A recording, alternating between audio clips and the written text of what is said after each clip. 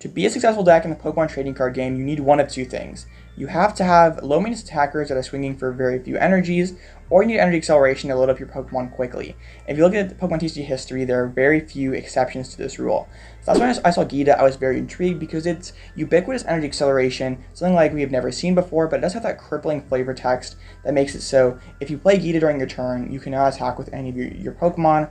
We've never seen anything like this before that lets you accelerate energies to any type of Pokemon, anywhere, but then also has just such a bad effect on the card, which, I mean, sort of makes sense, because you couldn't just print a card with the bottom effect, because that would just be way too broken.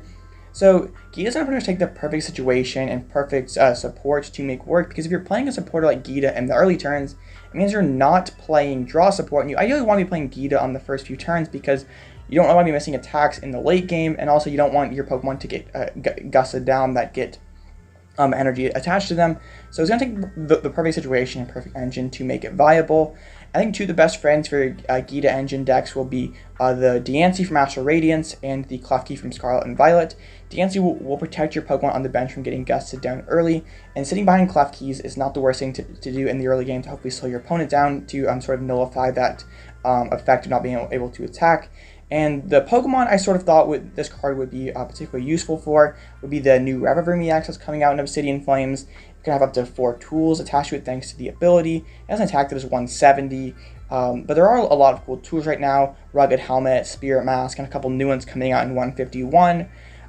So I think Revavroom, like, the only thing that was really lacking immediately was sort of energy acceleration, because being a Pokemon EX can't get Arceus support. Metal Saucer has rotated, so being Metal is not necessarily a great type to be right now, but Gita could definitely open the doors to that.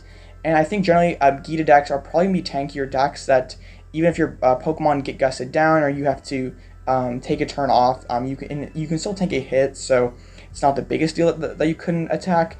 It would be cool to see, like, if you can combine Gita Revavroom with a Bronzong engine, so you could, even if you have to take a turn off attacking, your opponent gusts up your Revavroom, you still could then just move those energies off and play a Cheryl. It seems like a lot of work, so it could just be a complete pile of clunk, but I also think that in the same way that, like, a tanking Revavroom deck could work, I think a Duraludon deck could work. I know for the longest time, Duraludon has been paired with Arceus, but it would give you, like, a option to play for Steel Stone as a way to, like, sort of offset the loss of Starbirth, and you could just be a solo Duraludon deck, which might not be enough to cover the whole format.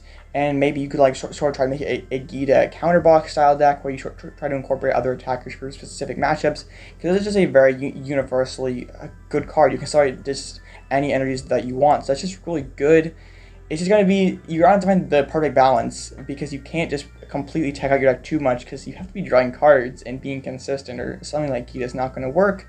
And the other Pokemon I could think of that it'd be really good on would be Regidrago, and, like, I've always tried to get solo Regidrago to work, but it's never really been that good. You've sort of had to pair with Arceus, and Starbirth is great for consistency boost, but, like, Legacy Star has great synergy with what Regidrago is trying to do. So what if you, like, and I feel like I've always tried to build a Regidrago deck where I've, like, sat behind Klefki, but then you can't sit behind Klefki and use Leafeon and be in the same turn to accelerate energies. So it's, like, really impossible to get it to work right.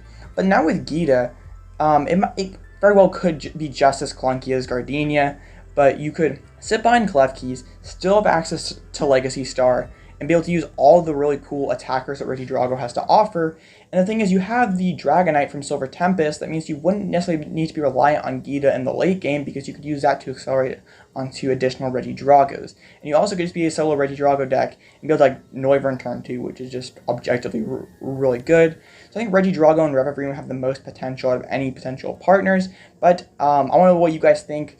Do you have any Gita partners in mind? Or I just think this is a card that it may not be good immediately, but it's just so interesting that I'm sure it's going to find a home eventually. But what do you guys think? Let me know in the comment section down below. I appreciate you guys watching all the way through to the very end.